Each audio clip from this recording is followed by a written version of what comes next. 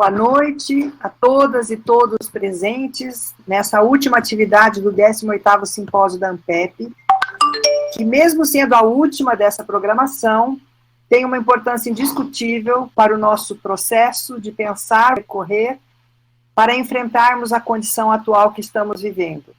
Uma pandemia e, ao mesmo tempo, uma guinada no projeto de país com políticas públicas construídas ao longo de décadas.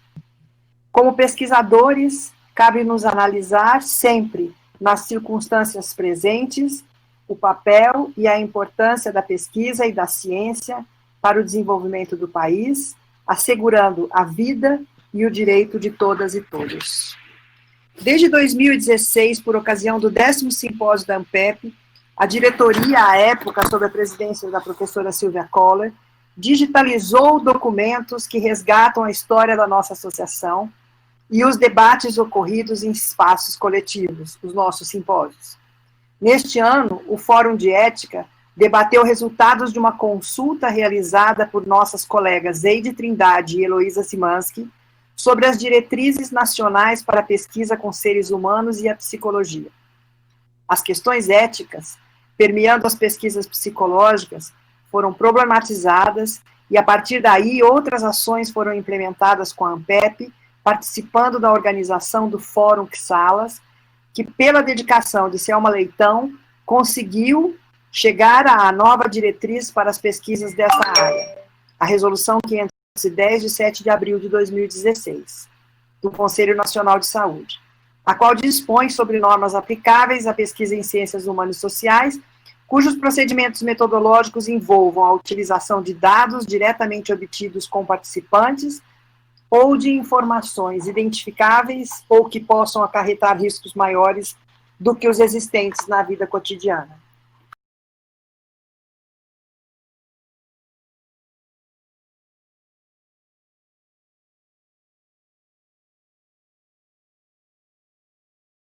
E mais do que isso, a nossa vida em distintos contextos de trabalho.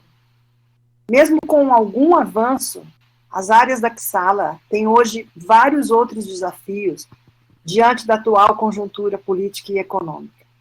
Esse fórum visa, portanto, atualizar a situação das áreas de humanidades diante dos ataques que interferem na ética pública, na formação e na pesquisa. Para essa proposta, agradecemos de antemão, em nome da ANPEP, a presença de nossas convidadas e nosso convidado, que apresento a seguir. Professora Sobral Machado, Fernanda Sobral Machado, é vice-presidente da SBPC e professora aposentada e colaboradora do programa de pós-graduação em Sociologia da UNB. Doutora em Sociologia, com pós-doutorado em Paris e no Canadá, foi pesquisadora visitante do Centro de Gestão e Estudos Estratégicos de 2009 a 2011, além de outras importantes posições em administração de sociedades científicas e agências de fomento. Tem pesquisas e publicações nos temas da educação, tecnologia, ciência, universidade e pesquisa. Fez parte do GT, criado pelo CNPq, para elaborar diretrizes de uma política científica e tecnológica para as áreas de ciências humanas, sociais e sociais aplicadas. Atualmente, também é membro do Conselho Superior da CAPES, e do Conselho Exocite e do Fórum de Ciências Humanas Sociais Aplicadas. Professor Sérgio Rego, é médico pela Universidade Federal do Rio de Janeiro, mestrado e doutorado em saúde coletiva pela Universidade Estadual do Rio de Janeiro, é pesquisador titular da Escola Nacional de Saúde Pública, Sérgio Arouca, da Fundação Oswaldo Cruz, e docente no programa de pós-graduação em bioética, ética aplicada e saúde coletiva na Fiocruz. Bolsista Produtividade CNPq e coordenador do Comitê de Integridade em Pesquisa da Fiocruz e do GT de Bioética da Abrasco. Também é chefe da unidade no Rio de Janeiro, Cátedra de Bioética da Unesco, na Universidade de Haifa. Professora Mary Jane Spink. É professora titular da Pontifícia Universidade Católica de São Paulo, a PUC São Paulo, no programa de estudos pós-graduados em Psicologia Social, coordenadora do Núcleo de Pesquisa em Práticas Discursivas e Produção de Sentidos, graduada em Psicologia pela Universidade de São Paulo, doutorado em Psicologia Social pela University of London, com estágios pós-doutorais em Ciências Humanas na Universidade de Cambridge, Inglaterra. É bolsista Produtividade do CNPq desde 98. Tem experiência na área da psicologia, com ênfase em psicologia social, nos seguintes temas: práticas discursivas e produção de sentidos, risco como estratégia de governabilidade e saúde coletiva. Que esse momento possa nos fazer pensar mais criticamente sobre o que estamos vivendo e como poderemos avançar na construção ética de um outro modo de vida. Passo, então, a palavra à professora Fernanda. Boa noite a todas e todos. Eu primeiro queria agradecer à professora Raquel por esse gentil convite, participar desse evento da ANPEP. Além disso, na SBPC, Raquel tem sido companheira, a luta que nós travamos cotidianamente para a defesa da ciência, também das ciências humanas. É um prazer estar com dois colegas, a professora Meridiane e o professor Sérgio Rei. Bem, eu aqui vou tratar da ética à pesquisa. E eu vou fazer, a professora Raquel já começou, uma retrospectiva histórica da regulamentação da ética na pesquisa das humanidades. E eu gostaria de dizer que essa retrospectiva histórica da regulamentação é uma retrospectiva de uma luta. Vocês vão ver que é uma luta. E aí eu queria dizer que duas pessoas que foram fundamentais nessa luta, uma delas já foi citada, é da ANPEP, a professora Selma Leite, o outro, o professor Luiz Fernando Duarte, do Museu Nacional do Rio de Janeiro, que é da antropologia. Foram dois personagens centrais nessa retrospectiva que eu vou seguir. Eu queria começar dizendo a importância, por um lado, mas eu vou chegar, como a perspectiva, eu vou chegar lá na pandemia, embora eu vá fazer essa grande retrospectiva histórica. Bem, controle social da ética na pesquisa no Brasil. É centrado, todo mundo sabe, hoje em dia, no Conselho Nacional de Saúde. Começou com a Resolução 888, normas de pesquisa em saúde restrito aos profissionais de saúde, eram 10 profissões. Depois, a de 96, diretrizes e normas regulamentares das pesquisas envolvendo seres humanos. Depois, essa última, que já é a resolução mais nova, complementar, que foi fruto de muita luta, para abarcar justamente a especificidade das ciências humanas.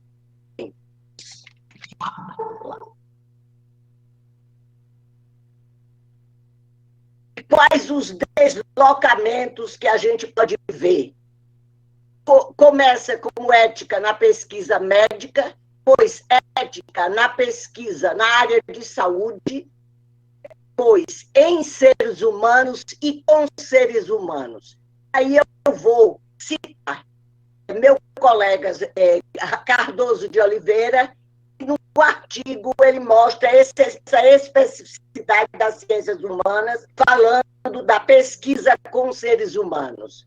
Distingue justamente a pesquisa em seres humanos e com seres humanos, no caso da primeira, relação com o sujeito objeto da pesquisa, tem como paradigma uma situação de intervenção, na qual esses seres humanos são colocados na condição de paias, claro que ainda que de tipo diferente.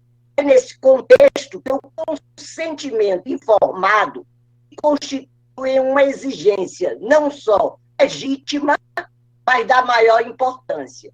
Já no caso da pesquisa com seres humanos, que é o nosso caso, o sujeito da pesquisa deixa a condição de cobaia, de objeto de intervenção, para justamente assumir o papel de ator ou de sujeito de interlocução. Na antropologia, por exemplo, tem o trabalho de principal símbolo de suas atividades de pesquisa.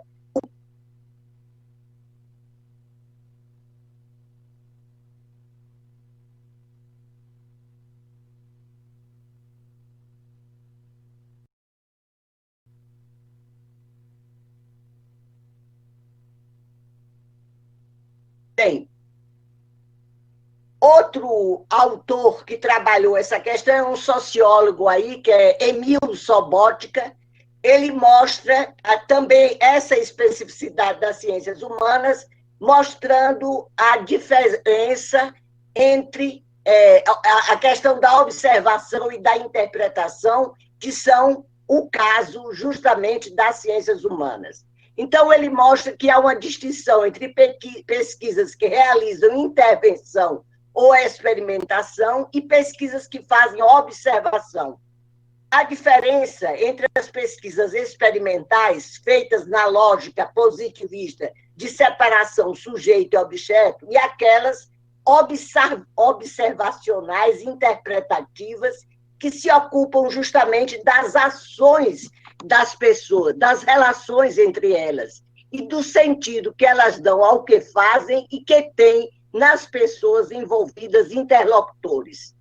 Esse texto que eu estou me referindo, defende que a centralidade da responsabilidade ético-profissional do pesquisador não pode ser substituída por procedimentos burocratizados e voluntaristas de controle externo. Bem, agora eu vou fazer essa cronologia da regulamentação. Essa cronologia não é minha, ela é muito mais detalhada. Aqui vai ficar até cansativo, mas eu só coloquei as mais importantes. Esse texto do Luiz Fernando Duarte trata detalhadamente cada momento. Então, em 96, é aprovada a tal resolução pelo Conselho Nacional de Saúde, que eu já me referi, com a instauração do sistema CEP-CONEP e a subsequente criação da Plataforma Brasil. Depois, em 2001, a primeira reclamação oficial da ABA, mostrando dificuldades com relação aos povos indígenas. Em 2004, olha que eu atualmente sou vice-presidente da SBPC, mas eu fui saber, confesso, pelo texto do Luiz Fernando, Vilma Figueiredo, que é minha colega, então vice-presidente da SBPC, propõe a criação de uma Comissão Nacional de Ética em Pesquisa vinculada ao CNPq. Em 2010, há uma moção da ANPEP e da Abrasco que instava a SBPC a organizar um GT de debate sobre o assunto e que é aprovado na 62ª reunião. Em 2011, a ANPEP entra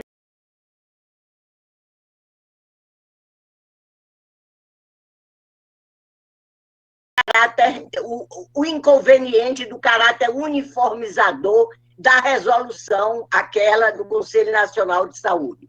Em 2013, é criado o Fórum da Associação de Ciências Humanas, Sociais e Sociais Aplicadas, de que agora incorporou também letras, linguísticas e artes, virou XALA, de que se reúne pela primeira vez em Brasília, acolhido pela ABA, e cuja questão da ética na pesquisa é quase que a pauta principal. Em 2013, a primeira reunião do GT organizado pela CONEP para se desincumbir da tarefa prevista da elaboração da tal resolução específica para ciências humanas e sociais. No início, eram poucas associações, a ABA, Abrasco, ANPOX, ANPEP e ABEPS, e depois foi crescendo até chegar a 18 associações. Bem, nesse GT do CONEP, referente às ciências humanas. Em 2015, é criado esse que a Raquel se referiu quando estava falando do meu currículo, na realidade, ela é a primeira frente de reivindicação das ciências humanas voltada para a criação de outro sistema de avaliação da ética em pesquisa fora da área de saúde, é reavivada, tá? Por ocasião da instalação desse grupo de trabalho para tratar da política para as ciências humanas. Tem um capítulo dessa política que está lá referente à ética na pesquisa. Essa proposta de política foi apresentada no Conselho Deliberativo do CNPq. Em 2015 também, essa minuta da nova resolução é colocada em consulta à sociedade, em consulta pública, teve vários comentários, de 280 do total de 394 manifestações, fizeram menção à conveniência da existência de outro sistema de avaliação de ética em pesquisa fora do Ministério da Saúde e do Conselho Nacional de Pesquisa, embora esse tópico nem constasse da consulta. Bem, esse texto da minuta, né, revisado à luz das contribuições públicas, é feito um relatório e é apresentado pelo GT à CONEP. Outra luta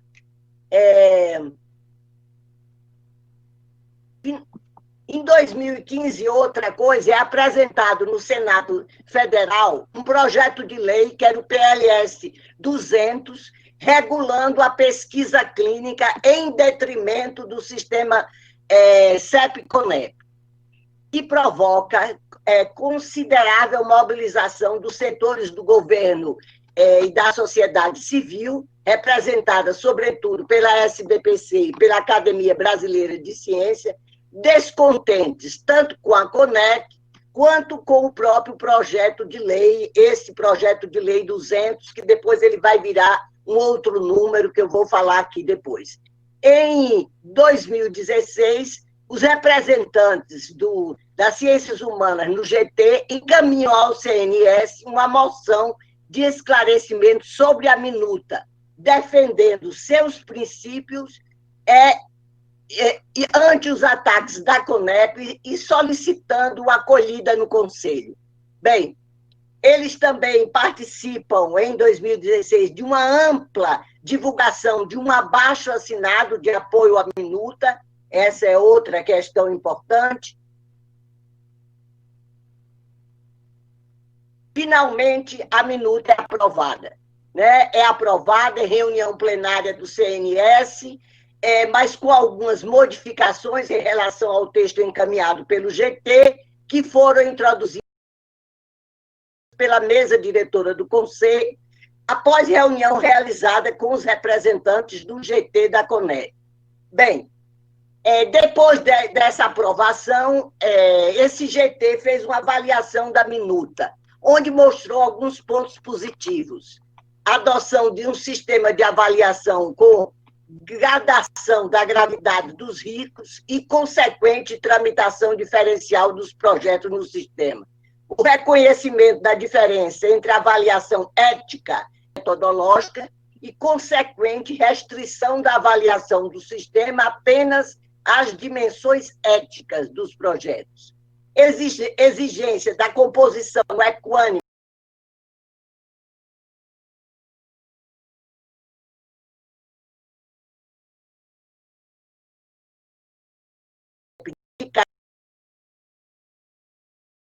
de avaliação com a participação das sociedades científicas, incluindo a elaboração de um novo formulário para a Plataforma Brasil.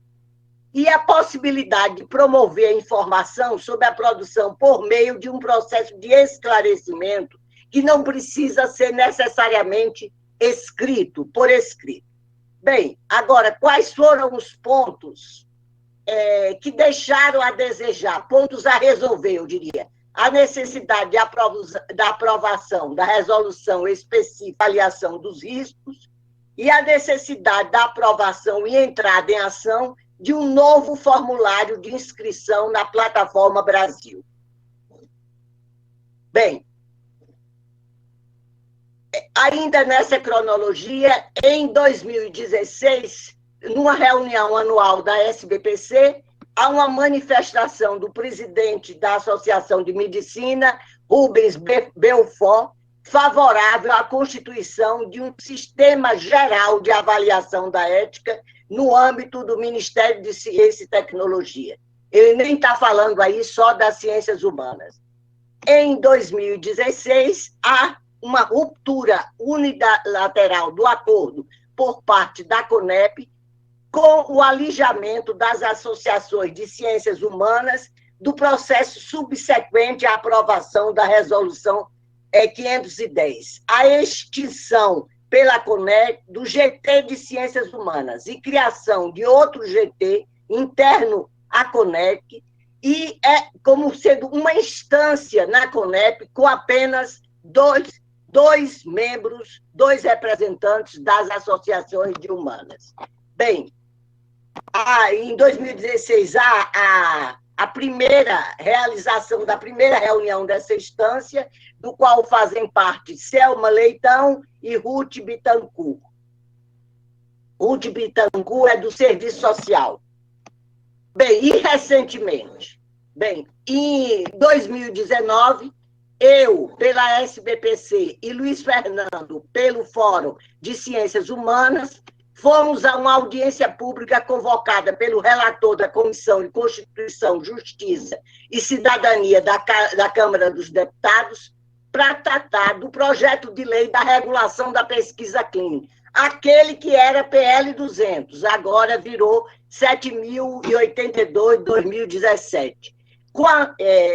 Durante a tramitação da última comissão da Câmara, tinha havido a substituição, no miolo do texto, de 11 ocorrências da locução pesquisa clínica com seres humanos por pesquisa com seres humanos, o que poderia levar a considerar que todas as salas estariam submetidas a essa lei de conteúdo exclusiva e explicitamente médico.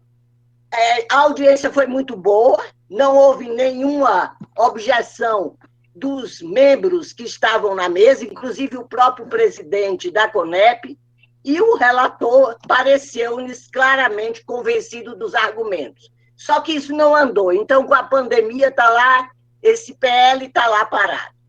Bem, também, no final de 2019, em dezembro, houve uma reunião do fórum com Zaira Turque, que era, na época, diretora lá no Ministério, já não está mais, ela está agora no CNPq, no Ministério, sobre a necessidade, de novo, reforçada mais uma vez, de nossa autonomia em relação ao CONEC e a entrega de um documento pelo fórum.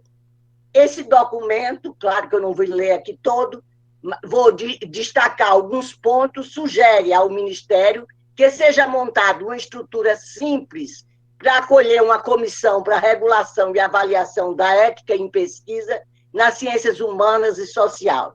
Um órgão balizador geral, com atribuição de elaboração de um código nacional e de articulação entre as comissões locais, sem o aparato de controle centralizado construído no sistema CEP-CONEC.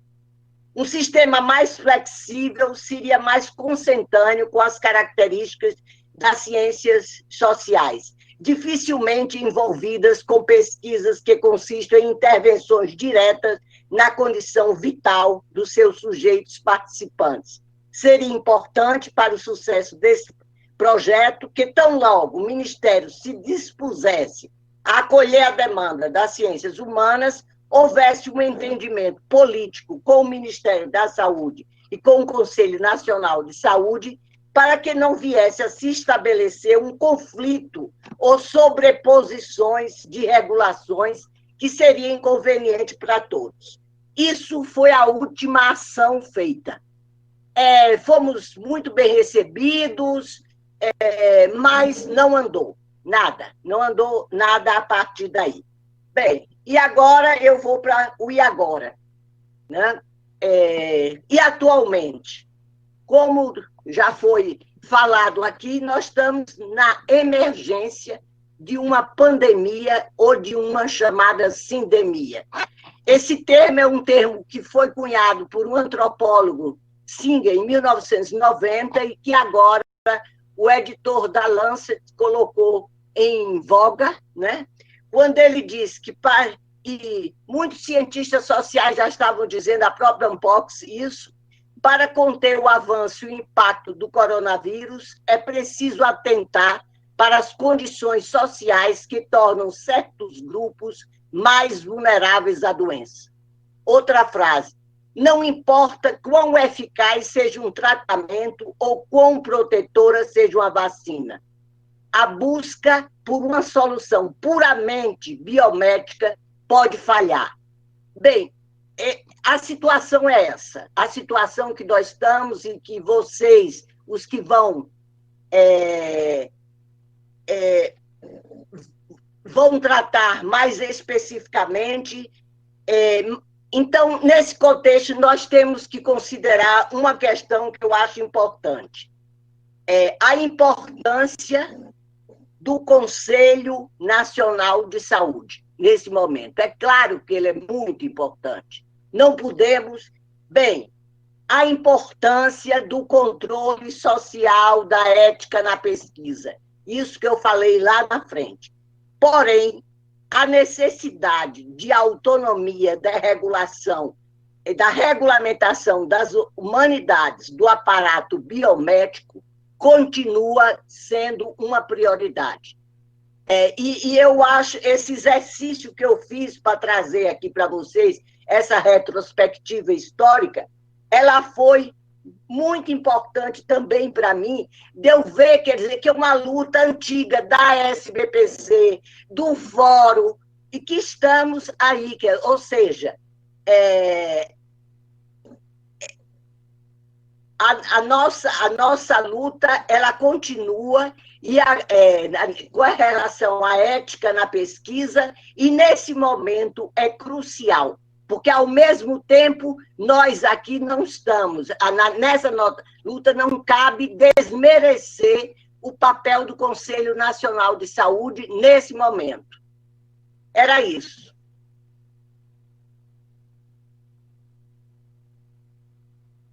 Muito obrigada, Fernanda. Acho que a gente está bem situada agora para poder fazer as outras reflexões. E eu poderia, então, passar a palavra ao professor Sérgio. Ok, boa noite a todas e todos. Queria agradecer muito o convite para estar aqui. Uma grande alegria. Eu, há 20 anos atrás, já frequentei alguns eventos da ANPEP e é sempre bom visitar colegas que eu aprendi a admirar. A ideia da apresentação que eu vou fazer é trazer discussão sobre o Covid-19, desigualdades e ética. Eu acho que é importante, nesse momento, a gente ter clareza de que temos que compreender do que a gente está falando, efetivamente. Então, eu vou começar com alguns conceitos só para a gente uniformizar certas compreensões. Começo aqui com um pensamento de Ortega y Gasset, que eu gosto demais, quando ele fala, eu sou eu e minha circunstância. Se não salva ela, não me salva a mim. A verdade é que a gente vive um tempo em que, um tempo sociopolítico e econômico, de ênfase no individualismo, em que as pessoas acham que são capazes de viver isoladas dos seus pares, ou aquilo que o autor já chamou de mínimo eu, vendo que tantas coisas acontecendo fora do seu controle objetivo, as pessoas se fechando num pequeno eu como forma de garantir algum grau de sobrevivência psíquica. Mas o fato é que nós não podemos deixar de compreender a nossa vida, mesmo a nossa vida privada, individual, fora de um contexto de onde a gente está inserido. Ou seja, a gente não pode deixar de perceber que nossas ações e nossas reações, nossas atividades estão inseridas dentro de um país que tem uma das maiores desigualdades do mundo, um país com desenvolvimento capitalista tardio, com a dependência cada vez maior política, social, econômica, e agora estão querendo estender para outros níveis de dependência, onde a compreensão de boa parte das nossas lideranças ainda é resultado do colonialismo, ou seja, uma compreensão sendo afetados fortemente pela ideia da colonialidade, ou seja, que contamina as mentes das pessoas, fazendo com que a gente assuma como nossos valores e princípios que são aqueles que foram dos colonizadores. Então, nesse sentido, não há muro de condomínio que nos isole, que garanta para a gente uma sobrevivência aceitável. Nós estamos nesse mesmo país, nesse mesmo mundo, nós somos parte e partes ativos desse processo de exclusão e de discriminação social. Todos eles. Não podemos achar que porque a gente tenta se esforçar para ser bonzinho, a gente não está efetivamente comprometido com isso, uma vez que a gente está inserido nisso. Essa é uma charge que eu gosto muito também, que eu acho que representa, de uma certa forma, um pouco do espírito que a gente vive nos tempos atuais no Brasil. Quer dizer, aqui eu represento uma sala de aula, uma tarefa para fazer uma redação. Quão importante é a ética na sociedade de hoje? Tem um sujeito fazendo a redação e 3 colando. Ou seja, a ética no Brasil é um discurso que agrada, em que as pessoas não se comprometem efetivamente em agirem em conformidade com o que falam. Ou seja, uma coisa é o discurso, uma coisa é aquilo que eu anuncio, como eu quero aparecer na fita, e a outra coisa é o que eu faço, é como eu atuo de fato. E, na verdade, essa hipocrisia social que a gente vive precisa também ser enfrentada, ser denunciada e ser compreendida pelas repercussões que isso traz para a vida de cada um de nós e da nossa sociedade. A gente não é isento disso por estar na classe média, a gente acha que a gente está a salvo dessas manifestações. Só para caracterizar, então, o que é um problema do campo da moral, que eu quero enfatizar aqui. É tudo aquilo que afeta o bem-estar ou provoca o sofrimento de humanos, de todos os seres sencientes, ou seja, aqueles seres capazes de ter consciência da dor. Ou seja, se a gente não é capaz de incluir o outro como objeto da preocupação das nossas ações, a repercussão das nossas ações, das ações de outras pessoas, eu posso não ter uma questão ética. Agora, não quer dizer que essa questão não exista. Quer dizer apenas que eu estou de tal forma fechado em torno da minha vidinha que eu não sou capaz de ter essa sensibilidade pela outra pessoa. Um conceito que eu queria também apresentar, até porque eu participei da comissão do GT de Ciências Humanas e Sociais, pelo desconhecimento que se tem efetivamente acerca do que é a bioética.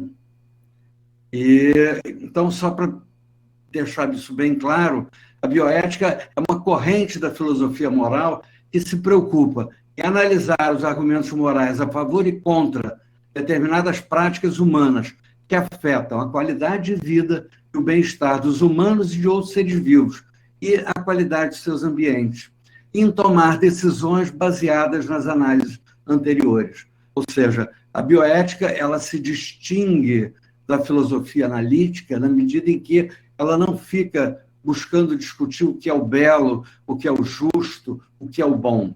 Não, a gente analisa problemas concretos, práticos, efetivos, e propomos soluções, baseado nessa análise que se faz. Ou seja, a gente reconhece um papel descritivo, analítico, e um papel prescritivo dessa atividade.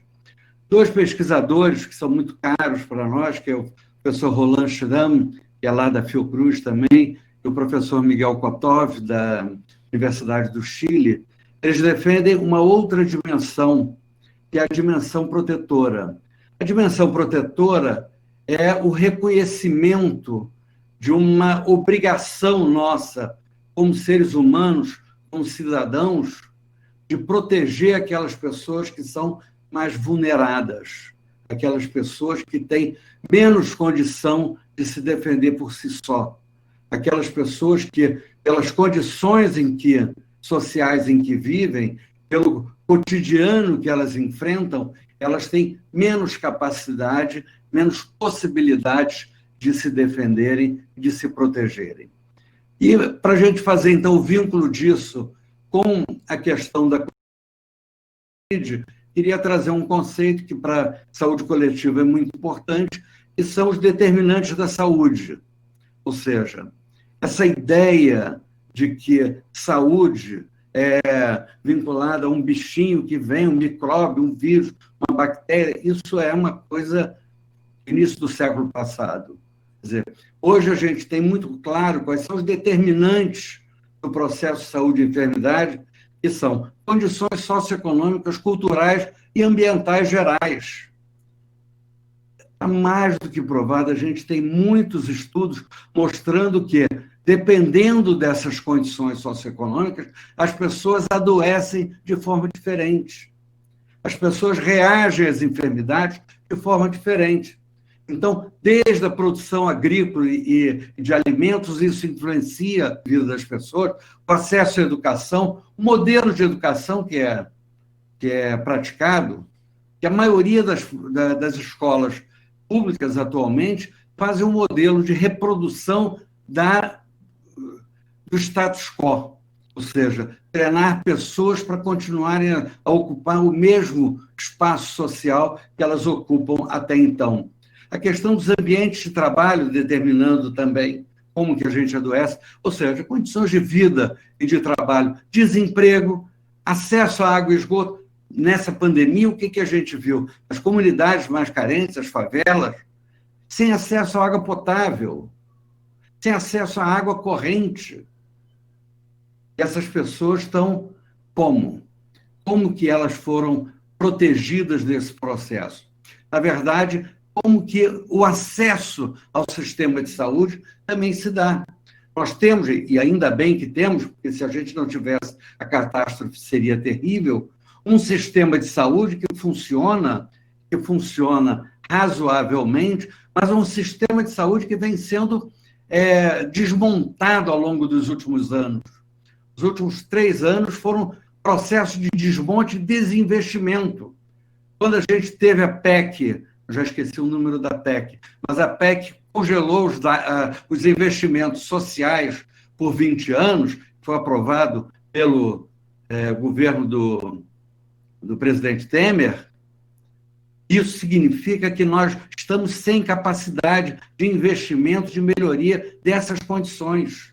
E isso não é por acaso, isso é deliberado, isso é uma política que está sendo construída e que está sendo elaborada. Por quê? Porque eu entendo que reconhecem que um determinado amplo segmento da população não importa.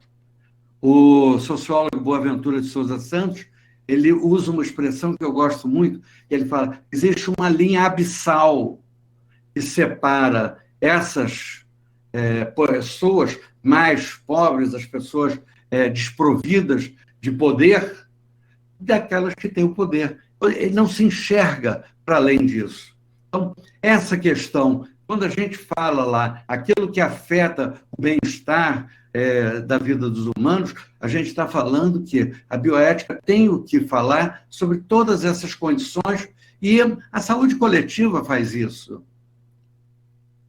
Um detalhe interessante, e aí essa é uma pesquisadora inglesa, Margaret Whitehead, ela diz: todas as diferenças de saúde entre o melhor e o pior desempenho dos indicadores dos diferentes grupos socioeconômicos constituem iniquidades em saúde. Ou seja, se você pega diferentes grupos socioeconômicos, você vê os índices de mortalidade, os índices de acesso ao sistema de saúde, o tempo que as pessoas levam para serem atendidas. Entre os diferentes, você vai perceber com clareza os efeitos deletérios das iniquidades em saúde. É claro que você tem diferenças biológicas que provocam diferenças entre saúde de diferentes pessoas. Mas, na verdade, a gente precisa reconhecer que há um grande segmento dessas iniquidades que elas são profundamente injustas.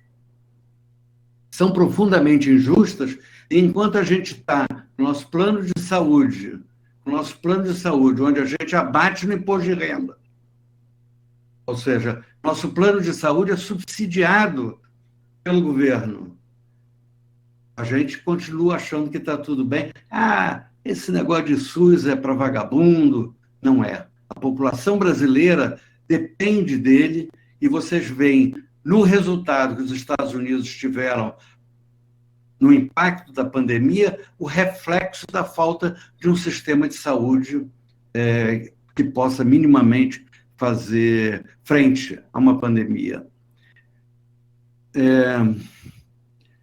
Só para a gente ver como que isso se expressa nessa pandemia, e essa foto é uma foto minha, uma foto, para vocês terem uma ideia, a Fiocruz fica cercada por comunidades carentes do Rio.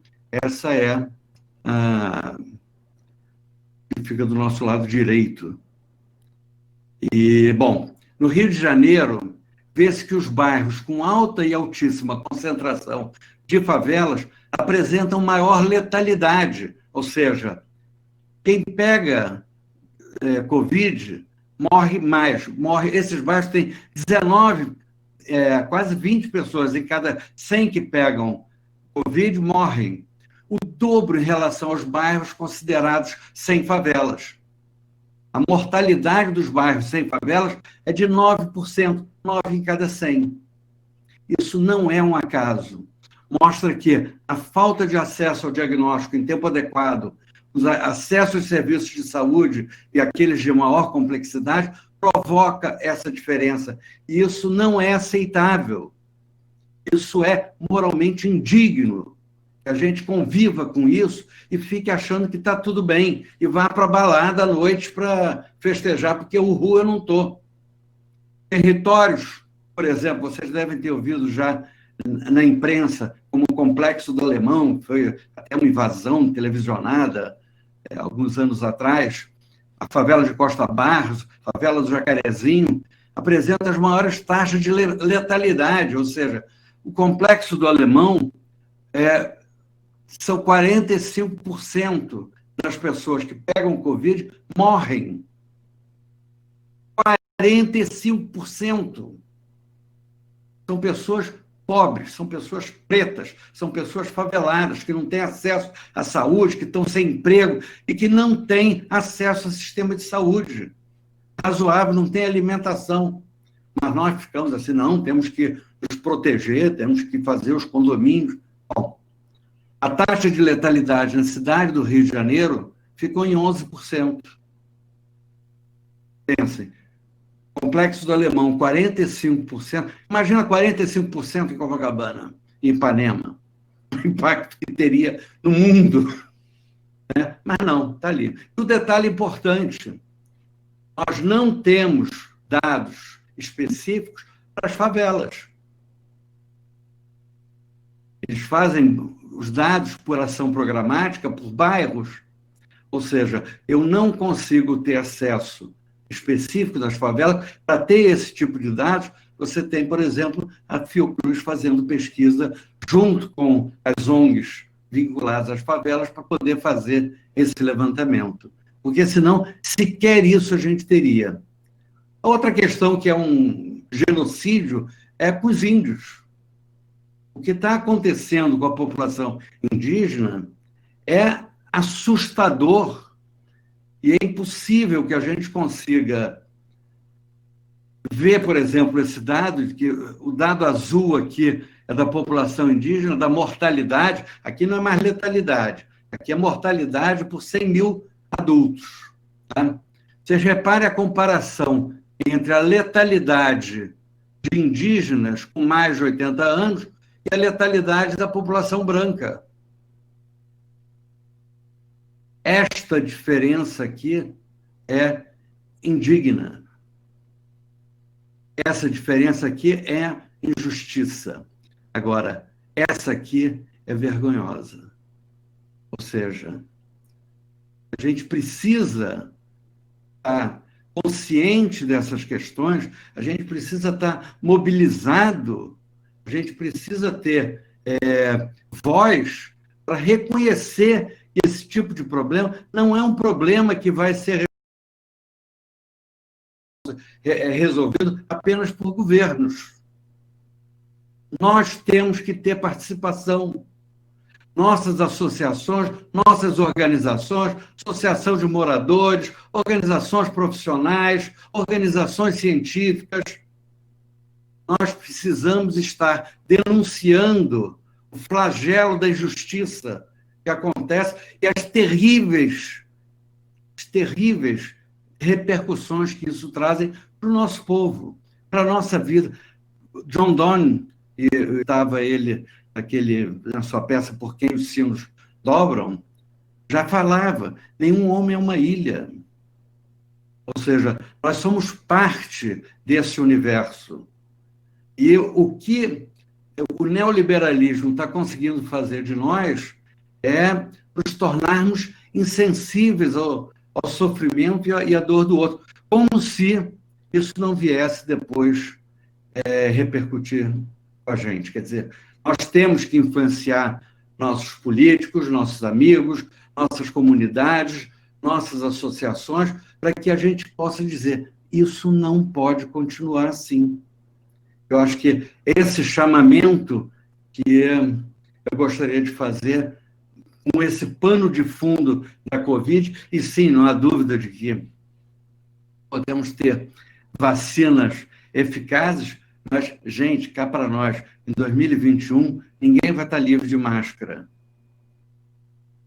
E em 2022, se der sorte, talvez. Mas a coisa não vai se resolver se a gente não tiver ações organizadas, concomitantes. Ou seja, que você tenha uma política, uma estratégia de enfrentamento que contemple os diferentes determinantes sociais também, para que você possa efetivamente ter algum tipo de influência nesse andamento. Atualmente a gente está ao sabor do desespero da Covid. Queria agradecer muito a atenção, não sei se me estendi, e obrigado. Aqui embaixo tem meu e-mail, estou à disposição. Obrigado pela atenção. Sérgio, você e a Fernanda foram cirúrgicos no tempo. Meus parabéns e muito obrigada por sua provocação aqui, para a gente poder pensar. Então, agora, Mary Jane, a palavra é sua. Bem, começo desejando boa noite para todos, para todas. Espero que todos estejam com saúde e que não estejam tecnologicamente estressados. Gostaria de agradecer a Pepe pela confiança de me convidar para participar desta mesa. Agradecer muitíssimo a Raquel, né, pela excelente organização da mesa e, obviamente, dizer que é um prazer compartilhar essa mesa com o Sérgio e com a Fernanda, que já propiciaram um excelente contexto para a minha fala. De 1994 a 2000, eu participei como investigadora principal do componente sociocomportamental do projeto Bela Vista, um estudo multicêntrico voltado justamente para a factibilidade de recrutamento e acompanhamento de voluntários, caso uma vacina para o HIV se tornasse disponível. E foi nesse contexto que eu tomei conhecimento da expressão bala de prata, que incluí no título da minha fala. Bala de prata, no folclore, é uma arma poderosa para matar lobisomens, bruxas e outros monstros. No caso desta pandemia, é uma metáfora para uma solução definitiva para um grave problema de saúde pública, como seria a obtenção de uma vacina segura e eficaz para a Covid-19. Eu vou destacar na minha fala aspectos éticos na perspectiva de uma ética no espaço público, tá? Que é compatível, portanto, com a minha formação em psicologia social. Eu vou abordar aspectos que me parecem ser problemáticos nessa corrida pela vacina. São eles: a vacina como esperança de solução para a pandemia, a corrida pela vacina como motor da busca por novos modelos de vacina, a questão da confiança na ciência diante da falta de transparência, a corrida pela vacina, que faz com que essa se torne um problema político, o acesso à vacina como direito universal, ainda sobre acesso, caso não haja produção em escala, quem teria prioridade. Liberdade e obrigatoriedade de ser inoculado será, então, o meu último tema. Começo com a vacina como esperança de solução para a pandemia. Em 16 de março, a matéria publicada no New York Times tinha por título Coronavirus Vaccine Dreams, e afirmava, isso em março: se tivermos uma vacina para esse coronavírus, nosso mundo será mais seguro, mais fácil e voltará a ser o lugar reconfortante de antes. É isso que as vacinas fazem. Bom, trata-se, a bem dizer, do regime da esperança, sobre o qual um ex-aluno meu, Tiago Ribeiro de Freitas, versou em sua tese de doutorado, que abordou ensaios clínicos de terapias experimentais com o uso de células-tronco.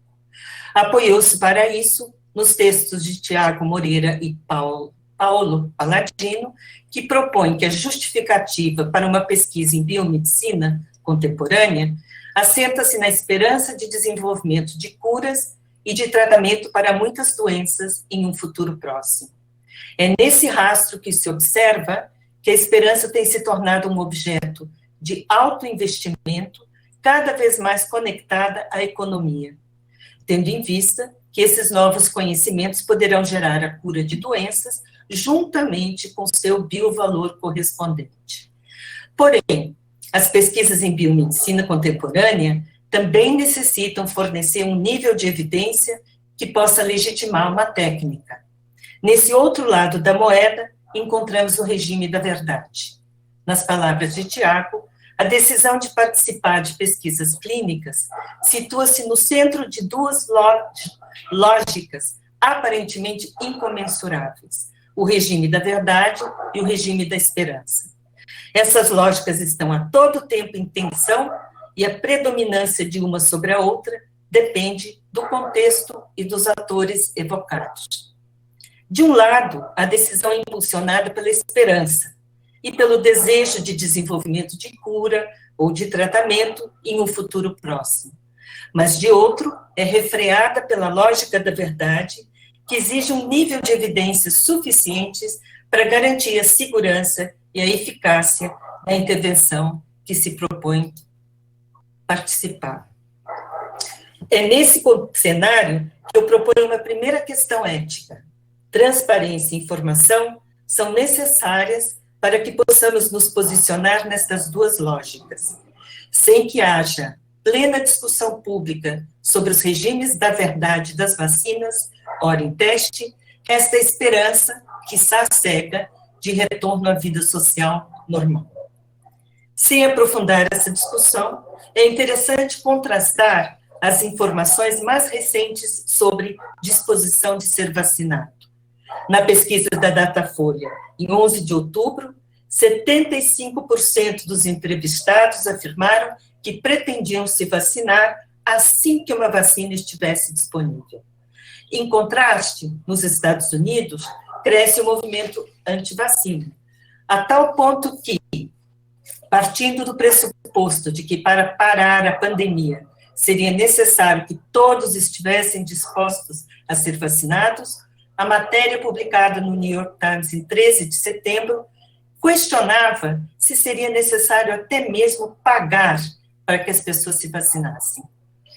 Valeria perguntar se essa diferença no grau de confiança nas ciências deriva de uma circulação mais ampla de informações nos dois países, ou se há ainda, no caso dos Estados Unidos, uma memória dolorosa da experiência com a vacina para pólio, quando em 1955 a vacina ainda em teste foi produzida às pressas, e um acidente na produção em massa da vacina causou poliomielite em 70 mil crianças, incapacitando permanentemente 164 e matando 10. Passo então ao segundo, a corrida pela vacina como motor de busca por novos modelos de vacina. Este é um aspecto que tem a positividade da criatividade e do desenvolvimento da ciência, e, paralelamente, a dificuldade para nós leigos de entender os interstícios de uma possível oferta de múltiplas vacinas. Do lado positivo, além de modelos tradicionais, como o uso de vírus inativados, que é o caso da Sinovac, ou de um outro vírus como vetor, como no caso da vacina de Oxford, há outros modelos, como as interessantes propostas baseadas em RNA, que é o caso da Moderna e da Pfizer, ambas em estágios avançados de testagem nos Estados Unidos. A título de informação, estas são as vacinas que estão produzidas que foram aprovadas, os ensaios aprovados pela Anvisa. Como vocês podem ver, tem 4 vacinas, né? Tem a Shadox, que é a da AstraZeneca e Oxford, que tem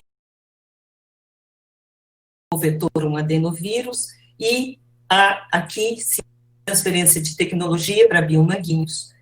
Depois tem a Coronavac, que é a vacina da Sinovac, que é a vacina mais tradicional, que é um vírus inativado, e também tem transferência de tecnologia. Depois tem a da Pfizer, que é uma vacina de RNA, tá? E tem também a da Johnson & Johnson, né, da Janssen, e essa vacina é também um vetor de adenovírus, mas o ensaio foi interrompido por casos diversos. Como será, então, a tomada de decisão sobre a produção de um desses modelos para uso no sistema público de saúde, como o nosso SUS? Será um modelo único para todo o país? Ou diferentes estados poderão optar por outros modelos? Vale lembrar que a vacina russa, com ensaios realizados no próprio país de origem, está em processo de aprovação de registro na Anvisa, e, pelo que eu entendi, será usada no Paraná. Que critérios serão usados na escolha de uma vacina? O preço? A facilidade de produção? Eficácia? E do ponto de vista ético, mesmo que a decisão seja estritamente política, teremos acesso às discussões que estão rolando entre cientistas do mundo todo? Eu digo isso porque algumas vacinas poderão ter níveis baixos ou médios de eficácia, outras serão melhor para determinados segmentos da população, mas, como afirmam vários cientistas, até mesmo vacinas com 50% de eficácia podem contribuir para o controle desta pandemia. Outro ponto, a questão da confiança na ciência diante da falta de transparência. Diante de tantos modelos e de tantas incertezas sobre segurança e eficácia, diante até da pressão para que agências reguladoras, sobretudo o FDA nos Estados Unidos, aprovem vacinas sem que os ensaios de fase 3 tenham sido concluídos, nos vemos diante da tensão, mais uma vez, entre os regimes de esperança e o regime de verdade. Certamente, para nós leigos, acompanhar os interstícios do desenvolvimento de vacinas é uma missão quase impossível. Mas cientistas independentes e especialistas em saúde pública, preocupados com as promessas do presidente Trump que poderia resultar num produto inseguro, tem pressionado as farmacêuticas para serem mais transparentes sobre como estão produzindo seus ensaios. Eu não saberia dizer como a comunidade de cientistas brasileiros tem se posicionado a respeito da transparência dos protocolos. Certamente, nós temos duas instâncias onde esses protocolos são analisados e aprovados, a Anvisa e a CONEP. A Anvisa tem duplo papel, autorizar a realização dos ensaios e aprovar o registro de um produto, no caso uma vacina, para produção e uso. E a Comissão Nacional de Ética em Pesquisa, a CONEP, zela pela ética da pesquisa propriamente dita, baseada nos princípios da bioética: autonomia, não maleficência, beneficência, justiça e equidade. Os 4 ensaios foram aprovados na Anvisa e, na sequência, foram aprovados na CONEP. Na perspectiva da ética nos espaços públicos, a questão gira em torno dos e das voluntárias nos ensaios de vacina. Em primeiro lugar, nós temos poucas informações sobre como eles foram recrutados, incluídos, sobretudo, profissionais da área de saúde. Como o protocolo foi analisado pela CONEP, supostamente esses voluntários foram informados sobre os procedimentos, assinado termos de consentimento e estão cientes de que metade dos voluntários teriam recebido placebo. Para não me estender muito, eu destaco 2 questões, tá? Primeiro, o uso do placebo é certamente usual em ensaios de duplo cego, que é o padrão ouro nos ensaios clínicos. Mas na medida em que o produto parece ser seguro e eficaz, considera-se que não é ético continuar dando placebo a alguns participantes. Nós não sabemos como isso está sendo pensado nos ensaios desenvolvidos no Brasil. E a segunda questão está relacionada aos grupos que não foram incluídos nos ensaios, como os idosos, as crianças, os portadores de vulnerabilidades, que, no entanto, serão convocados a receber uma vacina. Ainda na questão da confiança na ciência, ou melhor, na relação entre agências reguladoras e farmacêuticas, há também pouca discussão sobre os procedimentos para o registro de uma vacina. Sim, obviamente, se nos damos ao trabalho, podemos encontrar informações voltadas ao público no site da Anvisa. Assim, sabemos pela notícia publicada no site, em 14 de outubro, com a notícia "Fique por dentro do mapa das vacinas em teste no Brasil", que foi instituído um comitê de especialistas composto por 10 profissionais rotativos com no mínimo 10 anos de experiência na avaliação de protocolos de estudo e registro de vacinas. E o comitê avaliará dados de segurança, robustez científica do estudo, sobretudo quanto à quantidade e característica dos voluntários, assim como outros aspectos que garantam resultados de segurança e eficácia, e também vão analisar as condições para a produção e controle de qualidade. Outro tema, a corrida pela vacina faz com que isto se torne um problema político. Eu digo isso a partir de 2 considerações. De um lado, há a questão do prestígio associado a ser um dos finalistas nessa corrida. Prestígio dos cientistas, das farmacêuticas e dos países que investiram em modelos potencialmente seguros e eficazes e até mesmo inovadores. Porém, não apenas prestígio, né?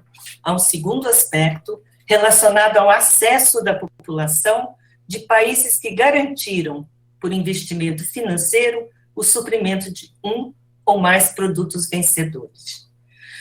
O exemplo mais notório é o do governo Trump, que instituiu a Operação Warp Speed, para acelerar o desenvolvimento, produção e distribuição de uma vacina, de modo a cumprir sua promessa de campanha de que os Estados Unidos teriam uma vacina disponível até o final deste ano, se não antes mesmo das eleições. Vale lembrar que o nome dado à estratégia de aceleração tem conotações de ficção. Claro que vocês devem lembrar de Warp Speed na série Jornada das Estrelas. Foram selecionadas 5 farmacêuticas consideradas mais prováveis de produzir uma vacina para este coronavírus, Moderna, AstraZeneca, Johnson & Johnson, a que a Pfizer, cada uma delas adotando um procedimento distinto. Tá? 3 dessas vacinas estão sendo testadas no Brasil, a Oxford, a da Pfizer e a da Johnson & Johnson, cujo ensaio foi encerrado por causa de eventos adversos. E certamente acordos foram feitos visando vantagens, sobretudo a transferência de tecnologia, como é o caso da vacina de Oxford e da Sinovac, no Brasil, e milhões de doses de vacina. Eu propus esta fala sem me dar conta de que semana passada realmente estive no olho do furacão, com toda a compra ou não compra da vacina chinesa e daí por diante. O acesso à vacina como direito universal. É nesse enquadro político que rola a discussão ética sobre acesso, colocando em tensão os investimentos que diferentes nações ricas têm feito para o desenvolvimento de uma vacina, como forma de acesso para a sua população, e a questão da distribuição internacional equitativa de uma vacina segura e eficaz. Como forma de se contrapor à parcialidade nacionalista, formou-se uma coalizão global, a COVAX Facility, do qual, desde setembro, o Brasil é signatário. A COVAX é um dos 3 pilares do acelerador de ferramentas Covid-19, lançado em abril pela Organização Mundial de Saúde, pela Comissão Europeia e pela França em resposta a esta pandemia. O pilar COVAX reúne governos, organizações globais da saúde, fabricantes, cientistas, setor privado, sociedade civil e filantropia, com o objetivo de proporcionar acesso equitativo aos diagnósticos, tratamentos e vacinas em todos os cantos do mundo, independentemente de sua riqueza. Yang Liu e seus coautores, em artigo publicado no Journal Medical Ethics, propõem um enquadre para a alocação global justa de uma vacina para a Covid-19, que este acordo teria que levar em consideração a habilidade de um país desenvolver ou comprar uma vacina, a reciprocidade, ou seja, a distribuição equitativa para países que colaboraram no desenvolvimento de uma vacina, por meio, por exemplo, da condução de ensaios clínicos com voluntários nacionais. A habilidade de implementar uma sistemática de vacinação para toda a população e o princípio de justiça distributiva para os países mais pobres. Certamente o Brasil está numa situação mediana, nem rico nem pobre, com vasta experiência em campanhas massivas de vacinação e capacidade de produção de vacinas em seus laboratórios como a Biomanguinhos e o Butantan. Porém, apesar do otimismo do governador João Dória sobre a Coronavac, atualmente, no final da fase 3, outros arranjos com outras vacinas são possíveis e até mesmo necessários diante da imensa tarefa de produção em escala com preço execuível. Segue daí que a adesão do Brasil à Aliança Global, capitaneada pela OMS, e isso nos leva a mais uma questão ética. Com produção escalonada de uma ou mais vacinas, como será a decisão governamental de alocação de recursos? Ou seja, quem terá prioridade? Esse é um dos temas centrais da discussão ética em contextos onde os recursos são escassos. Vivenciamos isso no auge da pandemia no Brasil, quando decisões difíceis tiveram que ser tomadas, por exemplo, sobre quem teria direito a um ventilador na UTI. Muitas propostas foram publicadas, considerando especificamente o desenvolvimento de um enquadre para a tomada de decisões sobre quem priorizar. A Abrasco, em comunicado sobre vacina, publicado em 20 de outubro, avalia: qual população deve ser vacinada e em que ordem? Se considerarmos a persistência de ondas sucessivas da Covid-19, é necessário pensar em vacinar toda a população. Mas, independente disso, há que definir prioridades. De preferência, baseado em critérios sanitários, riscos diferenciais de transmitir, adoecer e morrer.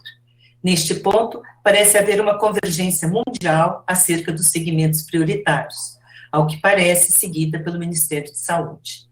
Pessoal da saúde na linha da frente, no combate à doença, pessoal dos serviços de emergência, tais como Defesa Civil e Corpo de Bombeiros, idosos, pessoas com algumas comorbidades, nas quais há impacto comprovado de piora do prognóstico clínico, como os diabéticos, hipertensos, obesos, e o número de doses a ser comprada deve ser tributária desta contabilidade e não da contabilidade do Ministério da Economia. Assim, eu chego ao meu último ponto, que é liberdade e obrigatoriedade de ser inoculado. Em coletiva de imprensa, no dia 16 de outubro, o governador João Dória informou que os ensaios da vacina Coronavac, realizados em 7 estados, têm demonstrado que a vacina é segura e esses resultados já foram encaminhados à Anvisa para registro. Trata-se, obviamente, de uma avaliação de uso emergencial, pautados na segurança, uma vez que o grau de proteção, ou seja, a eficácia, seria concluída apenas em meados de 2021.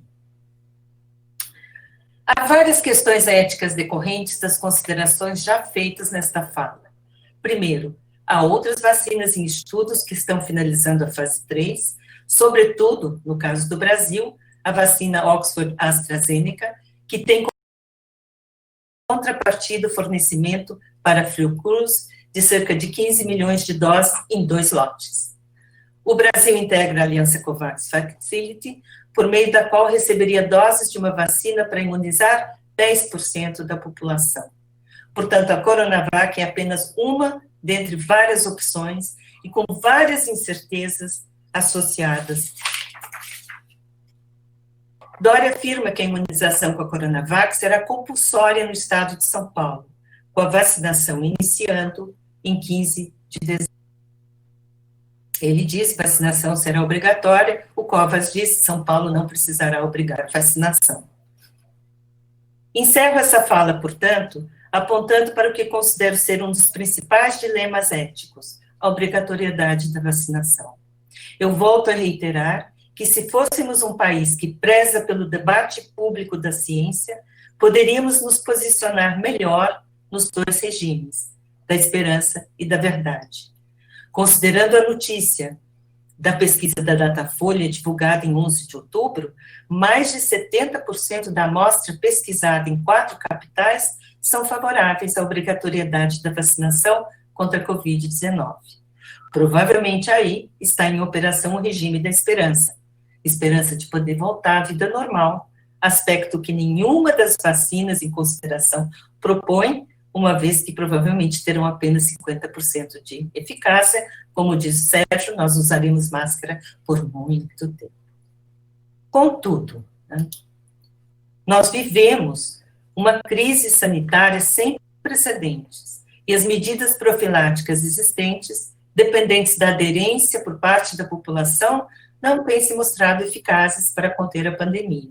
Vide os surtos atualmente vivenciados em países onde achávamos que a Covid-19 estava controlada.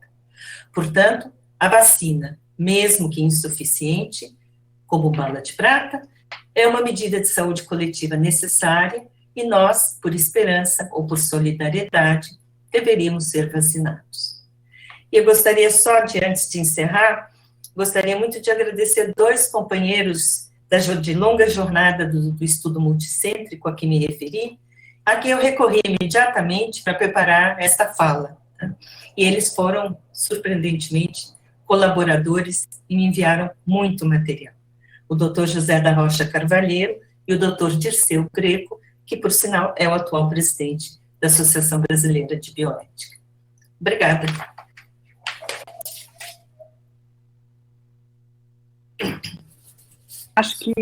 Eu acho que isso deu assim abriu uma reflexão poderosa em relação ao momento que nós estamos vivendo, e eu estou aqui com um comentário. Acho que as pessoas estão meio impactadas, assim, porque ninguém escreveu nada. Nós tivemos dois comentários aqui um desejando que tudo corresse bem, da professora Ana Carolina Lobianco, e o Frederico Alves Costa, que escreveu parabenizando pelas apresentações, e ele diz o seguinte: faz-se fundamental a reflexão ética para o enfrentamento das questões colocadas, e ele coloca 2 outros pontos para esse debate.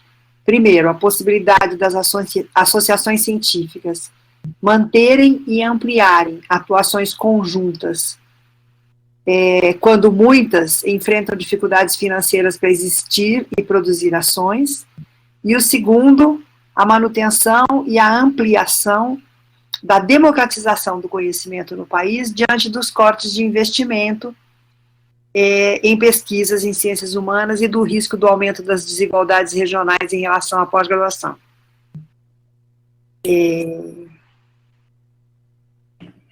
Foram 3 falas incríveis, parabéns pela mesa. Eu estou com 2 nomes, da Jaqueline Brigagão e da Mara Coelho de Souza Lago, que não tem, elas entraram, mas não tem nenhuma mensagem, só tem o nome delas. Então, acho que a gente podia pensar como que nós vamos conduzir o final, o debate dessa apresentação, refletindo um pouco sobre as considerações que o Frederico fez. Como que a gente pode ampliar as ações conjuntas para enfrentar todas essas dificuldades, e como que a gente pode pensar conhecimento, que é bem isso que a Meridiane mostrou, né, a transparência. Nossa, eu acho que nós entramos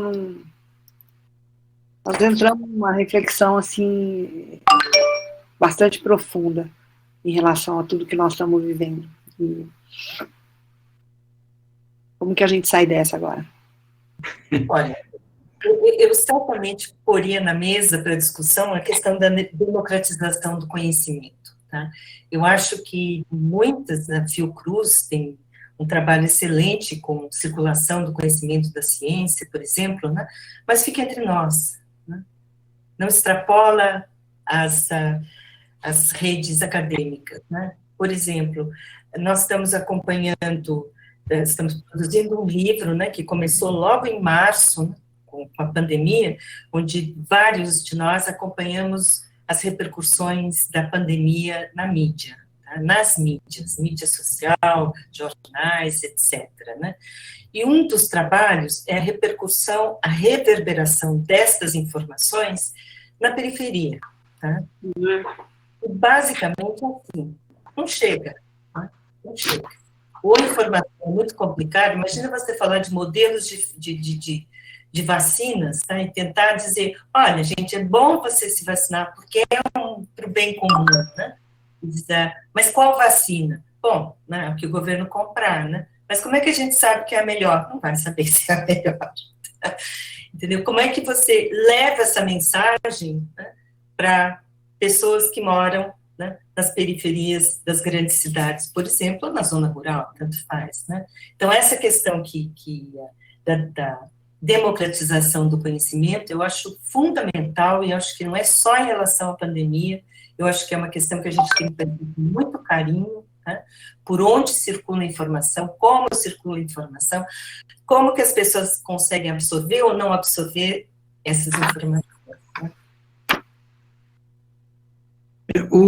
Nesse período da pandemia, agora da Covid-19, a Fiocruz criou uma das estratégias de comunicação, tentar apostar nessa maior democratização do conhecimento, foi criar uma página dentro da página da Fiocruz, que é um observatório da Covid-19. Esse observatório, por exemplo, nós temos um grupo analisando e propondo, entre vários temas que tem, mas vou falar desse no qual eu estou inserido, que é a discussão ética relacionada. Então, a gente produziu sempre textos que foram produzidos coletivamente, com vários colegas envolvidos e participando de debates, e mas sempre com essa preocupação de trazer informações práticas e objetivas e simples. E, de preferência, muitas vezes, sob a forma de pergunta. Então, por exemplo, dos textos que a gente produziu, textos de 2 páginas, não é texto assim, existe o dever de falar a verdade durante a pandemia. Aí a outra, eu tenho direito de dizer não durante a pandemia. Ou seja, são questões que são do dia a dia das pessoas e que a gente se propunha a colaborar, não no sentido de dar uma resposta, olha, vocês não podem dizer não, ou coisa que vale, mas no sentido de trazer elementos para que as pessoas reflitam e tomem suas decisões, né? O que a gente tem que apostar sempre é na maturidade. Agora, eu não tenho dúvida de que, ainda mais quando a gente aposta nos veículos tipo Facebook, esses veículos de mídia, o problema das bolhas que a gente frequenta e que as nossas páginas... Eu criei uma página lá da Rede Internacional de Bioética e faço uma espécie de observatório de bioética, botando notícias de interesse da bioética, com comentários, estimulando as pessoas que comentem, mas isso fica restrito às bolhas, por mais que, por exemplo, eu paguei já vários anúncios tentando botar visibilidade para pessoas que não sejam da bolha, mas eu não acho que deu certo, não. E, no mais, quanto à capacidade ou a possibilidade da gente ter ações conjuntas, bom, o meu modelo de referência é todo o esforço que a gente fez durante a ditadura. SBPC à frente, tantas organizações à frente, com muita dificuldade, com muito menos recursos disponíveis no sentido de possibilidades efetivamente, mas com um compromisso político muito sério. Eu acho que a gente precisa compreender que esse momento que a gente vive é um momento que eu acho que muito do nosso futuro está sendo decidido, em todos os aspectos. Eu acho que a questão da defesa da democracia, das liberdades democráticas, da transparência, do compromisso com respeito aos direitos humanos, é algo que precisa estar no nosso dia a dia.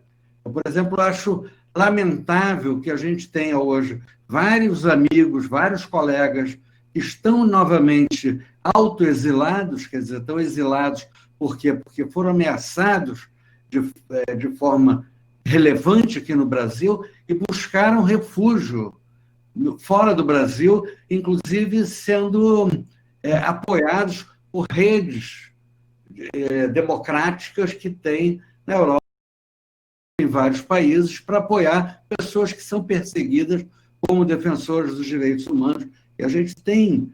Então, é assustador que a gente esteja vivendo tudo isso nesse momento e um silêncio. O Jean Willis é aquele maluco que BBB. Jean Willis foi severamente ameaçado. Sabe?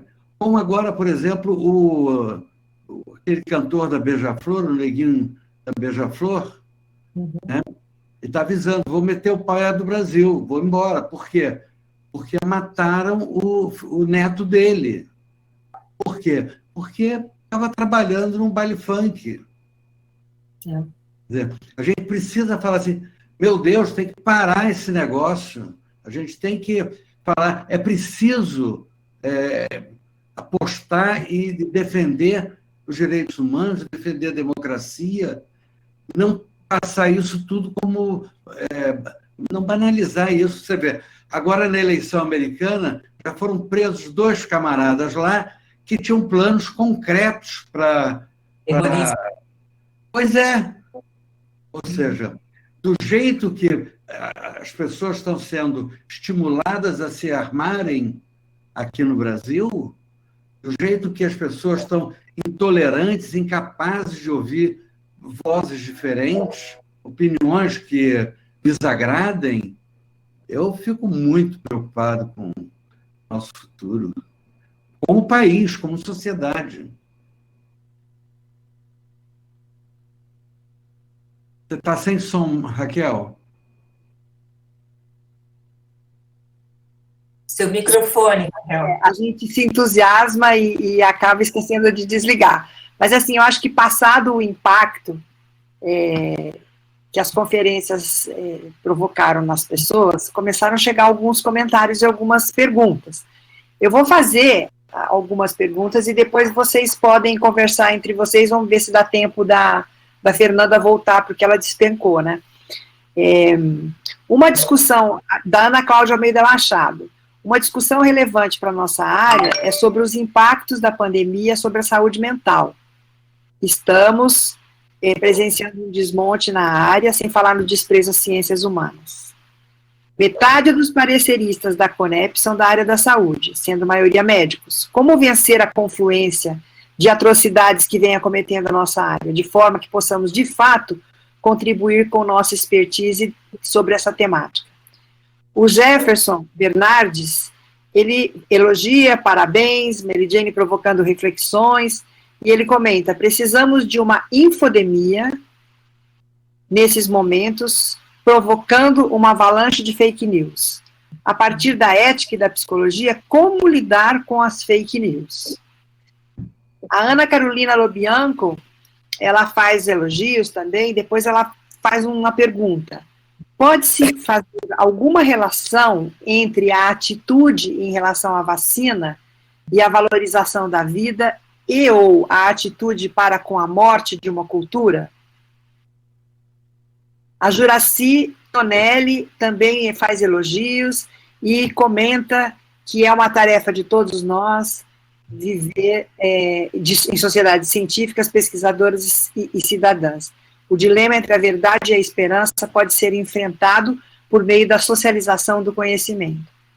A Jorge Lira elogia também as palestras, especialmente os agradecimentos à Mary Jane, e ele coloca: uma questão que gostaria de compartilhar tem a ver com o diagnóstico sobre ciências humanas sociais no Brasil, recentemente apresentado em sessão nesse simpósio. Evidenciou-se que a ética é um dos temas centrais das pesquisas nesse campo, e em particular da psicologia. Seria, de fato, um tema profundamente discutido na formação e produção acadêmica em nossa área, ou ainda prevalece simplesmente a reprodução dos protocolos formais de aprovação pelo CEP? Vocês acham que... Vocês estão anotando ou vocês querem que eu pare e que eu continue? Tem mais umas 30, mais ou menos. Eu prefiro que a gente pare para começar, porque eu não estou conseguindo anotar. Ah, tá. Então vamos lá. Então vamos lá. Eu estou parando aqui agora, então. Tá. Bom, primeiro, deixa eu aproveitar, então, meter um pouco a minha colher na discussão da ética em pesquisa. A rigor, quer dizer, eu acho que o grande equívoco que foi cometido é um equívoco político, a gente tem que entender isso como uma questão política. O grande equívoco político da coordenação da CONEP foi ao não compreender que precisava acolher as associações de ciências humanas dentro do seu corpo. Ou seja, a proposta que se teve, que era de criar uma Câmara Técnica de Ciências Humanas e Sociais, que foi criada, mas quando se limitou a presença de representantes do Fórum de Ciências Sociais e Humanas apenas a 2 representantes, isso é um tiro no pé que eles deram. Eu acho que é um equívoco político grande. Sabe por quê? Porque a Câmara Técnica está lá, tem 2 representantes, eu vou chamar aqui das ciências humanas e sociais hard, ou seja, vocês, mas os demais membros são também pessoas das ciências sociais e humanas, mas que já estão integradas na discussão da saúde. Ou seja, foi um equívoco, é um erro. Eu acho que a gente tem que enfrentar erros políticos politicamente. Agora, o grande problema, a grande dificuldade que a gente enfrenta na discussão com, digamos assim, com o corpo da CONEP sobre ética em pesquisa, usando métodos das ciências humanas e sociais, é exatamente por conta o que eu achava no passado, eu achei que era contornável. E hoje, já na época da criação do GT, eu já estava mais do que convencido de que as pessoas não conseguem, essa turma hard também das ciências biomédicas, não conseguem compreender uma racionalidade diferente daquelas na qual eles foram treinados. Isso gera erros. Sabe? Então, talvez porque eu venho de uma escola de saúde pública com uma compreensão e uma interação, por exemplo, eu sou do Departamento de Ciências Sociais, tá? da ESP, ou seja, uma vivência, uma experiência, a gente consegue muito mais fácil lá lidar com as especificidades dos seres humanos e sociais. Então, daí que eu acho que era fundamental, e aí o meu ponto de vista é de que o sistema tinha que ser um único só, mas com as associações representativas fazendo o papel delas lá dentro. Não 2 em 8. Isso não faz sentido. Eu me empolguei e esqueci das outras perguntas, mas tudo bem. Depois vocês falam, eu lembro de alguma coisa. Tá, eu acho que no fundo tinha dois caminhos aí. Uma que está em cima da questão da ética em pesquisa, né, que acho que você já assumiu boa parte, Fernanda, que poderia responder mais também, né? E a outra está em cima da questão do regime de esperança, regime da verdade, né? E a questão das fake news, né? Olha, regime de esperança e regime de verdade, eles convivem, não é que você não deveria ter só um ou só outro, eles convivem em tensão, certo? O problema é quando fica desbalançado, né? Então, só existe o regime da verdade, né? O regime da esperança, porque não há uma discussão que a população possa acompanhar a respeito das vacinas, né?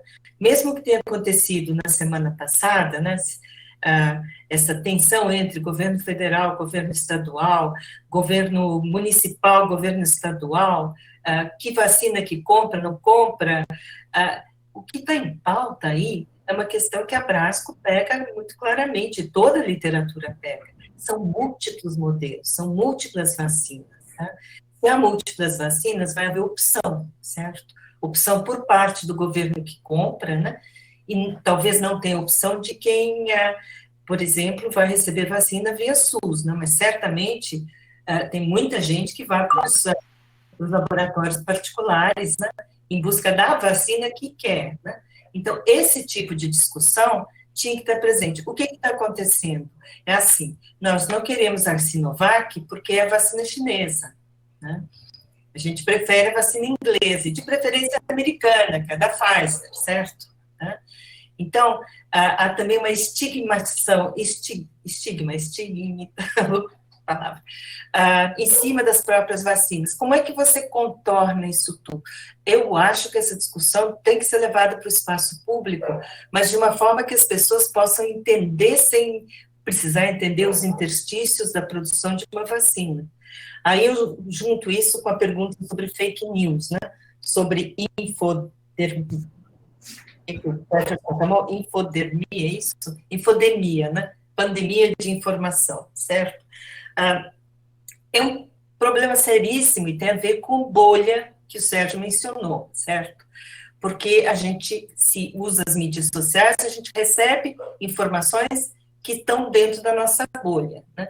E isso propicia tremendamente a circulação de fake news. Como resolver isso? Não pelas mídias sociais, né, gente? Não dá para resolver pelas mídias sociais.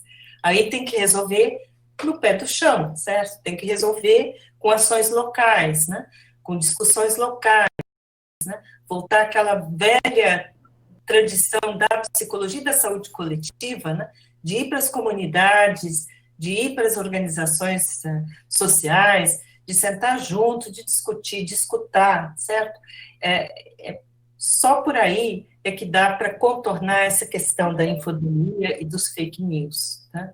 Mas eu reitero, e aí acho que é a pergunta da Juraci, talvez da Ana Carolina, né?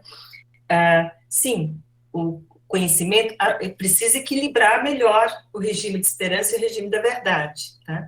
Mas os dois regimes convivem o tempo todo porque há interesses muito específicos em relação a cada um deles, né? Peguei essa parte, Sérgio. Eu falaria só uma coisinha a mais, quer dizer, sobre essa questão das fake news, quer dizer, a gente vive um momento em que esses boatos, esses rumores, essas teorias conspiratórias, elas encontraram uma plataforma que nunca houve para elas serem difundidas. Antes você tinha uma restrição nessas comunicações. Então, hoje você tem isso, todo mundo está recebendo a todo instante trocentas mensagens e notícias e supostas informações, que às vezes vindo de pessoas com as quais as pessoas têm uma relação de confiança, e isso afeta muito, até porque as teorias conspiratórias, elas podem fazer algum sentido dentro das percepções equivocadas que as pessoas têm. Não gosto nem de repetir para comentar, repetir algumas que eu já ouvi. Mas então, Sérgio, deixa eu mencionei, né, das repercussões das mídias na periferia a partir de um dos capítulos do livro que a gente está organizando, né? Bom, o que está transparecendo é quanto mais você vai para o fundão, por exemplo, da zona sul da cidade de São Paulo, as pessoas não têm celular, tá? Começa por aí. E quando tem celular, não tem internet. Então, não é por aí que as fake news estão circulando, tá? Elas estão circulando de outras formas, talvez mais tradicionais que aquele do telefone sem fio, né? Certo? Do boca a boca, né? Mas como é que a gente se contrapõe a isso? Não é com mais internet, não é com mais telefone celular, sim com a presença física, né? E, infelizmente, neste momento é meio difícil, mas assim que possível, acho que a maneira de contornar isso e levar a discussão para onde interessa, né? É para a gente estar presente nessas comunidades todas. Raquel, que é da psicologia comunitária, há de concordar.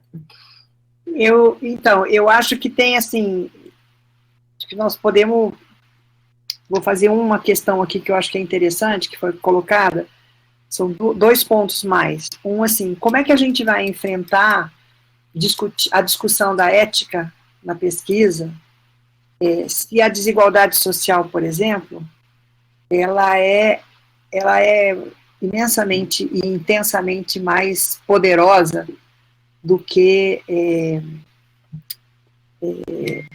a questão da pesquisa em si, como forma de, especialmente relacionada à saúde.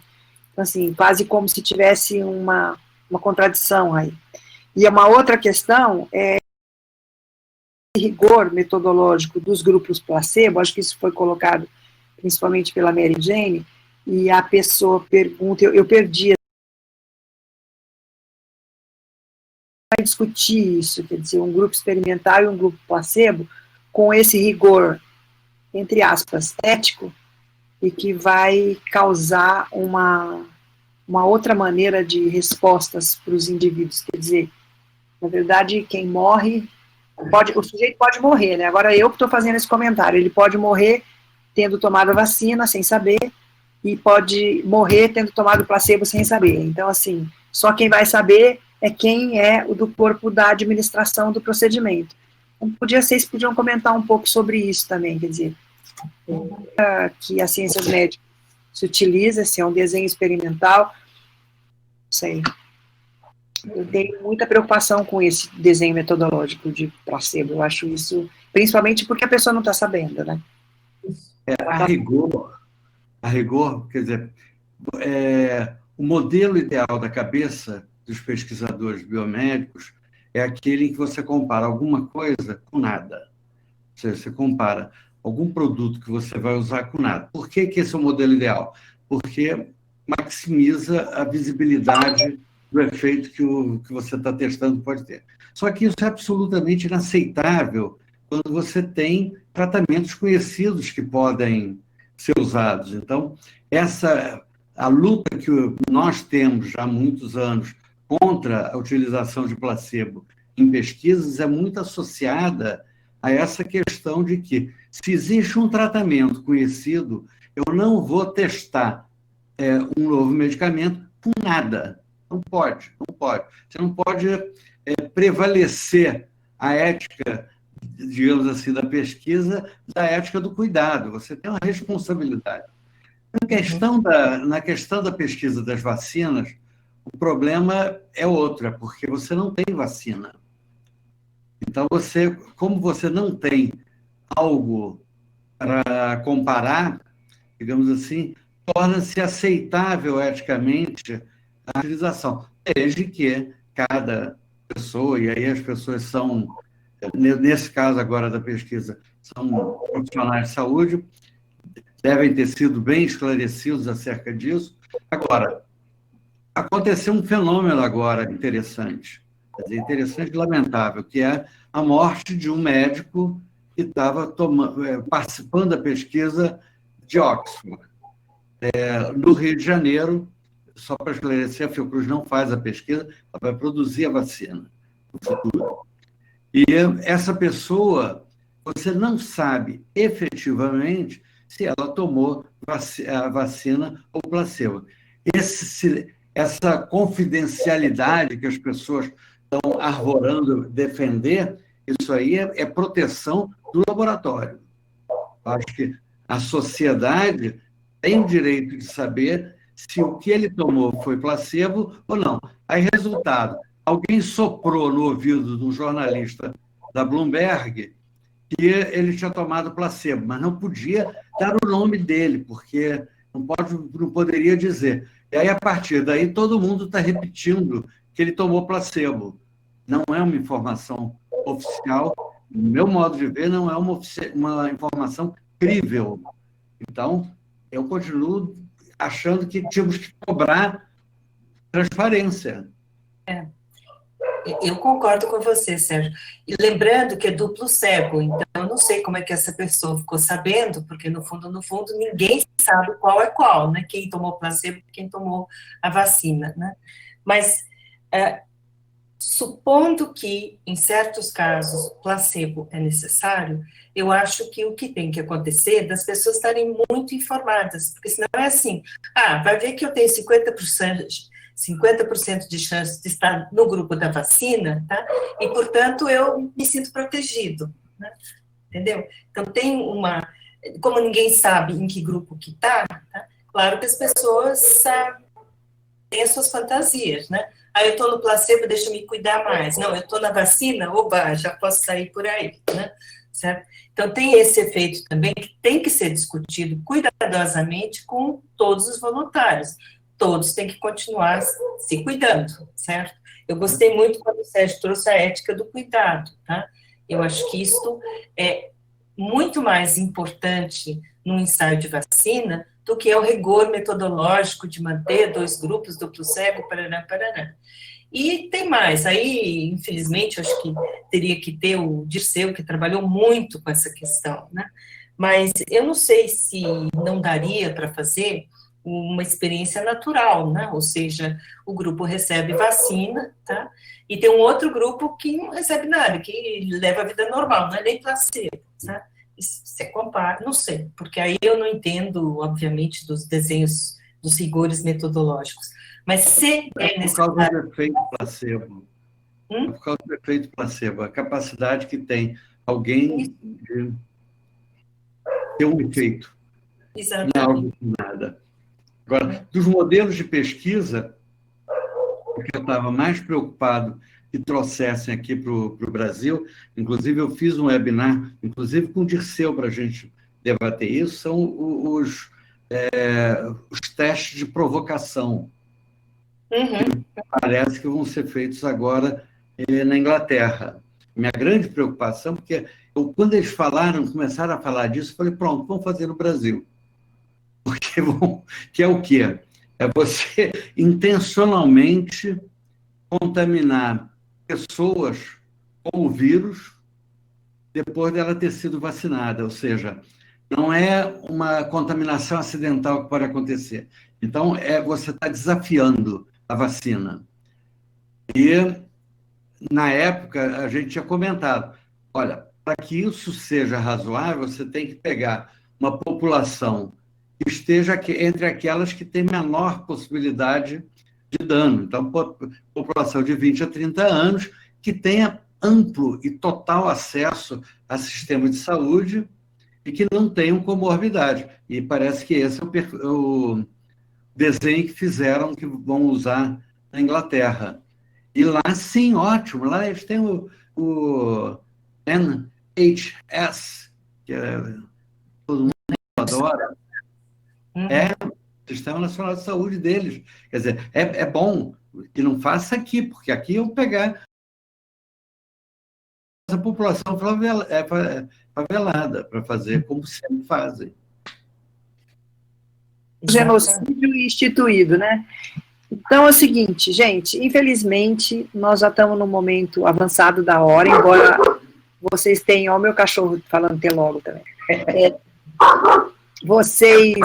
Vocês cumpriram o prazo, eu acho que as pessoas manifestaram elogios e colocaram questões importantes, a gente tem isso gravado, depois a gente pode compartilhar com vocês se vocês quiserem. E agora, eu gosto de agradecer, lamentar que a Fernanda não consegue voltar, ela está com problema, ela disse que hoje que ela não sabe o que aconteceu, porque hoje ela já trabalhou em duas sessões pela internet que não tinha acontecido isso, mas é assim mesmo, a gente está entregue, né? Entrega essas ondas aí que a gente não sabe quem que controla. Então, eu gostaria de chamar, para o encerramento do evento, eu gostaria de chamar a diretoria para estar conosco aqui e fazermos as despedidas oficiais. Agora eu não sei como é que eles entram. O técnico vai aceitá-los. Raquel, o técnico diz, ao final das perguntas, rodaremos uma vinheta de 8 segundos. Estou lendo aqui agora. Pronto.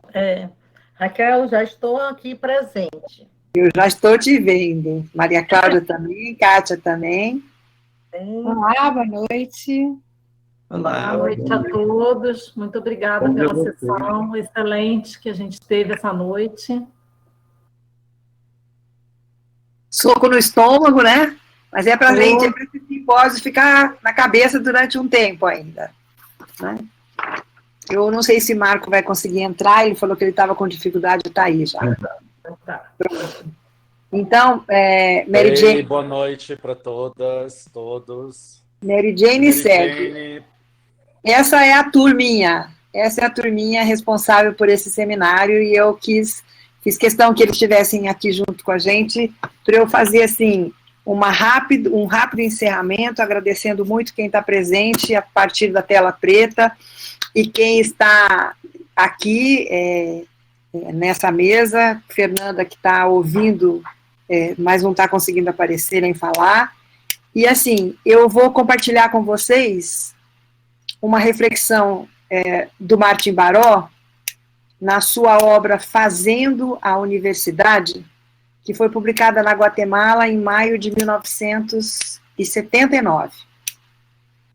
Ele diz o seguinte, abre aspas, é preciso ter uma imensa audácia do idealista, do utópico, capaz de configurar em sua mente um futuro novo e diferente e lançá-lo na arena do empreendimento social. Mas é conveniente distinguirmos com Marcuse 2 tipos de utopia.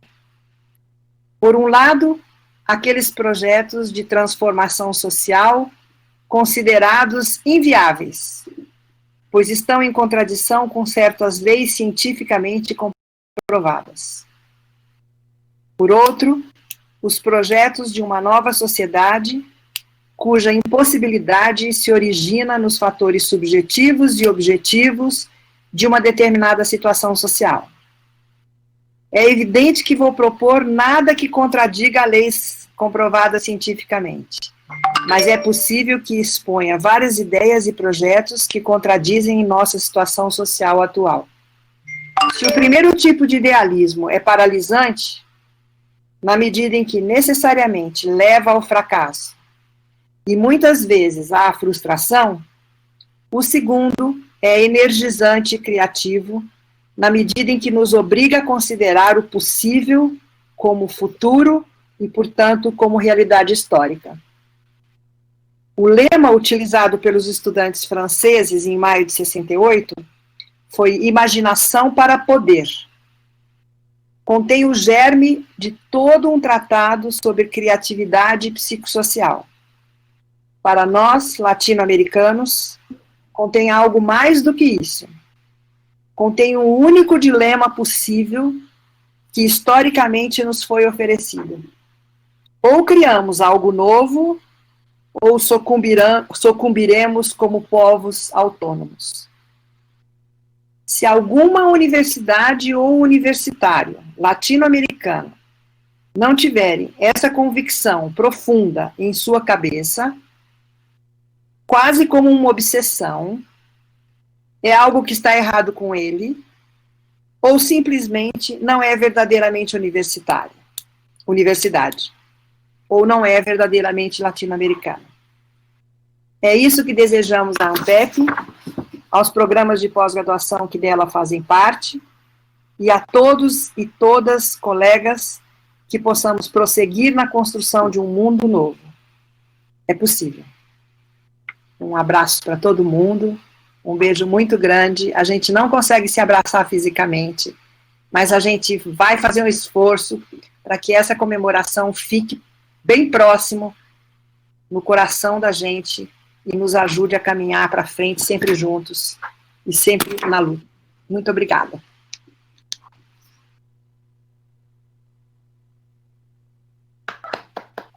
É ruim porque agora a gente fala acabou. E aperta o telefoninho aqui vermelho. Obrigado, foi um prazer. Obrigado mesmo. Obrigada, Sérgio. Obrigada, Mary Jane. Um abraço.